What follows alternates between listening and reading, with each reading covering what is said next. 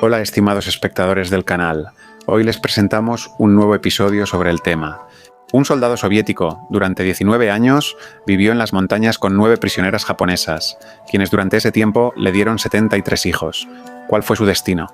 La Segunda Guerra Mundial, como sabemos, terminó el 3 de septiembre de 1945 con la rendición de Japón. Los soldados soviéticos, que defendieron nuestra patria de la invasión por ambos lados, del este y del oeste, finalmente pudieron respirar tranquilos. Sin embargo, no todos regresaron de esa guerra. Algunos murieron durante las batallas, otros resultaron heridos y fallecieron después, y algunos simplemente quedaron atrapados en tierras extranjeras sin posibilidad de regresar a casa. Uno de esos soldados fue Dmitry Boznikov. Sin embargo, él no quedó atrapado en tierras extranjeras, sino en su propio país, pero en un lugar donde casi nunca había pisado un ser humano. Tuvo que vivir otros 19 años en algún lugar al borde de la civilización, junto con 9 mujeres.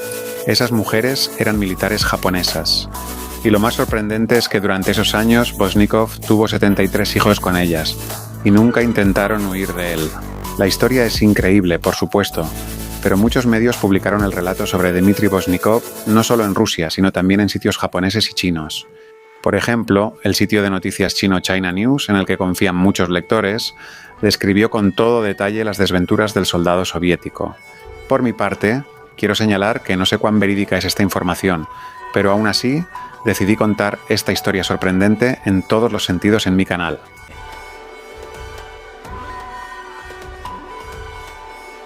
Entonces, la Segunda Guerra Mundial terminó. Japón, que ayudaba a los hitlerianos, se rindió con deshonra. El ejército soviético capturó a 600.000 soldados y oficiales japoneses. Entre ellos, había mujeres que servían como enfermeras, operadoras de radio, y también trabajaban en el servicio voluntario e íntimo para los oficiales japoneses. Todo este recurso humano se decidió aprovechar al máximo, ya que para la reconstrucción del país, después de la guerra, se necesitaban muchas manos trabajadoras. Según el plan de las autoridades soviéticas, los prisioneros de Japón debían ser enviados a Siberia. Allí plantarían huertos y jardines, organizarían la agricultura y restaurarían lo que había sido destruido en esos territorios. También se planeaba construir ciudades con el trabajo de los prisioneros, pero el ejército soviético, que había perdido millones de soldados en 4 años de guerra, no tenía suficientes guardias para transportar a los prisioneros. Por eso, las autoridades soviéticas se vieron obligadas a transportar a los prisioneros en pequeños grupos. Como resultado, la tarea de transportar a los japoneses a Siberia se prolongó hasta el invierno, hasta finales de diciembre de 1945. Dmitry Boznikov y otros 4 soldados soviéticos debían escoltar a otro grupo de prisioneras de guerra. Les tocó un grupo de 9 jóvenes japonesas. ¿Quiénes eran estas mujeres? Si eran radiooperadoras, enfermeras o trabajaban en burdeles, se desconocía, al igual que los nombres de las japonesas. Volvamos a los soldados. Su tarea consistía en transportar la carga humana sin contratiempos hasta el lugar designado. El camino era largo, y esto sucedía en pleno invierno. Por eso era necesario prepararse cuidadosamente, en caso de retrasos. Se asignaban 2 camiones para el transporte y provisiones para la alimentación actual y futura de los grupos. A primera vista, esto parecía una tarea sencilla. Los soldados ya habían hecho este tipo de viajes más de una vez. Pero fue precisamente durante este traslado de prisioneros de guerra que el grupo quedó atrapado en una fuerte ventisca, apenas habiendo recorrido parte del camino. El camino estaba completamente cubierto de nieve, por lo que el conductor del primer camión pasó la marca necesaria y se perdió en la taiga. El conductor del segundo camión, que tampoco conocía bien el camino, confió en el primero y lo siguió. Pronto, el primer vehículo entró en un campo minado que los propios soldados soviéticos habían instalado en 1945. Ese vehículo transportaba alimentos. Las ruedas delanteras pisaron una mina, hubo una explosión y el camión sufrió graves daños. El conductor, Vladimir, y su compañero, que estaban sentados junto a él en la cabina, murieron. Los demás miembros se quedaron sin calefacción en medio de una ventisca en la taiga siberiana. No sabían hacia dónde ir después. Sin embargo, el segundo camión también resultó dañado, por lo que no había posibilidad de avanzar más en el vehículo. Aquí viajaban 9 mujeres prisioneras que tuvieron la suerte de sobrevivir, sufriendo solo heridas leves. También en el camión estaban 2 soldados rusos y al volante iba Boznikov. Los soldados discutieron la situación. 2 de ellos decidieron regresar para pedir ayuda. Solo Dmitry se quedó en el lugar. Él tenía que vigilar a los prisioneros de guerra y también cuidar a las chicas heridas. 2 soldados tomaron algunas provisiones y se fueron de regreso, prometiendo volver lo antes posible. Pasó bastante tiempo, pero nadie vino a ayudar. Ni siquiera después de varios días, ninguno de los soldados regresó. ¿Qué pudo haber pasado con los compañeros de Dmitry? Tal vez los arrestaron o se congelaron en la taiga. Es cierto que, según los cálculos, la columna no se había alejado mucho del punto de partida, pero los soldados pudieron haberse perdido y congelado, sin llegar a informar sobre la desgracia. El asunto se complicaba aún más porque a Dmitri se le venían a la cabeza diferentes pensamientos. Él era joven, tenía apenas 20 años y no quería ser castigado por un error absurdo que, estaba seguro, todos le echarían la culpa a él, y luego lo fusilarían por eso. En realidad, el soldado no tenía otra salida, ya no podía esperar más tiempo, y además necesitaba refugiarse en algún lugar. La ventisca no terminaba, tenía que buscar un lugar seguro para pasar la noche. Y las prisioneras, que apenas podían comunicarse en ruso, también estaban seguras de que, incluso si escapaban, morirían de hambre o de frío. Por eso obedecieron a Voznikov. Con gestos, el soldado ordenó a las japonesas recoger los alimentos útiles que estaban esparcidos en la nieve. Luego, el grupo intentó llegar a la gente, abandonando el vehículo. Sin embargo, en lugar de eso, el hombre y las 9 prisioneras vagaron por los bosques durante varios días y accidentalmente se adentraron muy profundo en las montañas. Aquí decidieron establecer un campamento temporal y Voznikov empezó a pensar qué hacer a continuación. El miedo por su propia vida llevó a Voznikov a tomar una decisión audaz. Al mirar a las 9 jóvenes japonesas, decidió desertar y esconderse con estas mujeres en las montañas, porque regresar al ejército en ese momento significaría para él un tribunal militar, y para las japonesas les esperaba una vida poco envidiable en asentamientos remotos de Siberia, si es que lograban sobrevivir y llegar a algún asentamiento humano. Voznikov decidió, al menos hasta la primavera, quedarse en el campamento. Por suerte, la comida del camión les sería suficiente por ahora.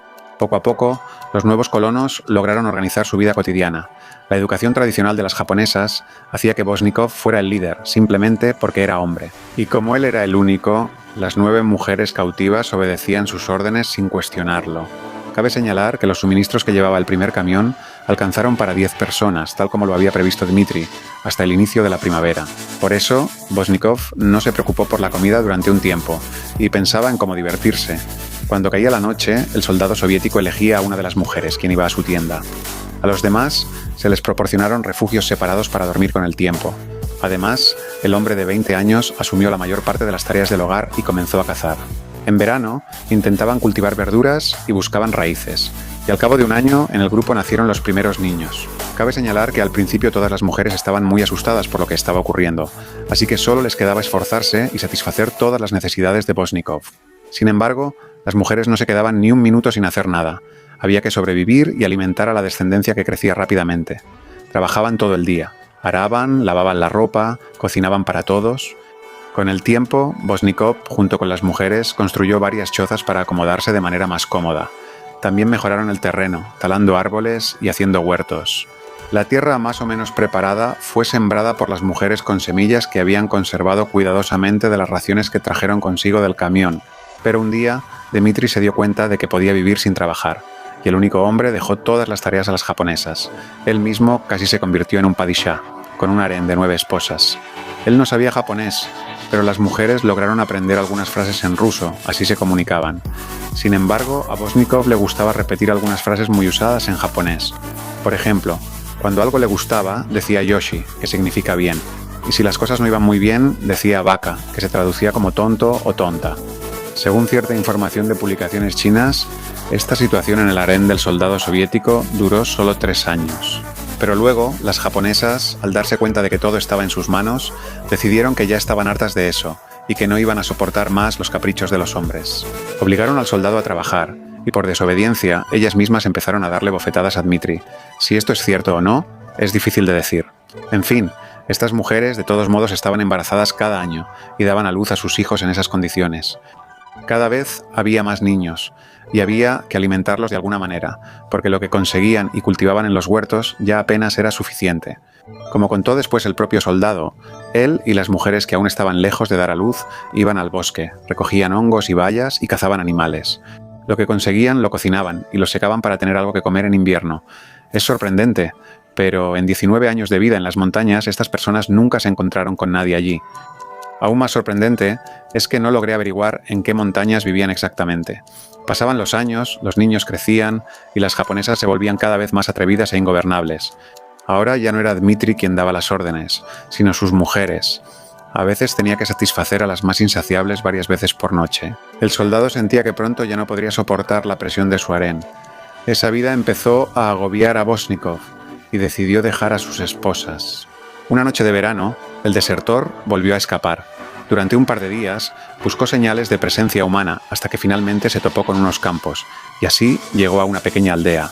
Ahí, Dmitri fue directamente a la estación de policía local y contó lo que le había sucedido hace 19 años.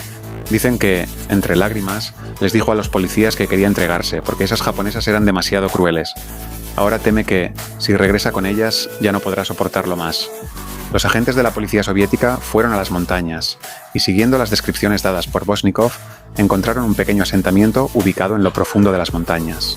Ahí vivían 9 prisioneras de guerra japonesas con sus hijos, cuyo padre era Dmitri Bosnikov.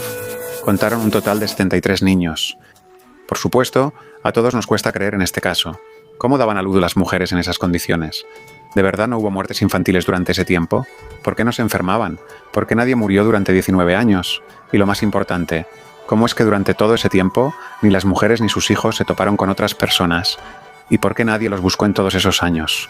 De cualquier manera, según las publicaciones mencionadas anteriormente, estas mujeres y sus hijos fueron encontrados por una expedición soviética. Por lo que está claro, fue en ese año. El hijo mayor, para ese entonces, resulta que ya tenía 18 años.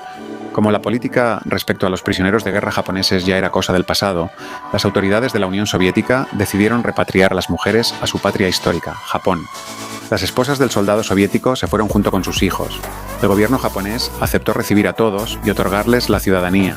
¿Y qué pasó después con Dmitri Bosnikov, el padre de 73 hijos?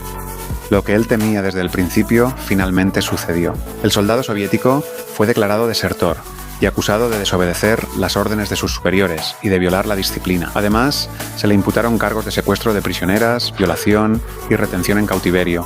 Dmitri fue condenado y enviado a los campos de trabajo por 12 años. Sin embargo, esta historia terminó con una nota positiva. Dmitri Bosnikov cumplió su condena y cuando salió ya tenía más de 50 años. Sin embargo, las personas que conocían a este hombre decían que seguía siendo el mismo, pero era feliz, ya que recordaba que incluso la vida en una prisión soviética resultó ser 100 veces mejor que la vida en las montañas con 9 japonesas y sus hijos. Para ver y conocer aún más datos interesantes de la historia desconocida de Rusia, suscríbete al canal y dale like. Nos esforzaremos por transmitir a cada espectador la verdadera y desconocida historia de Rusia.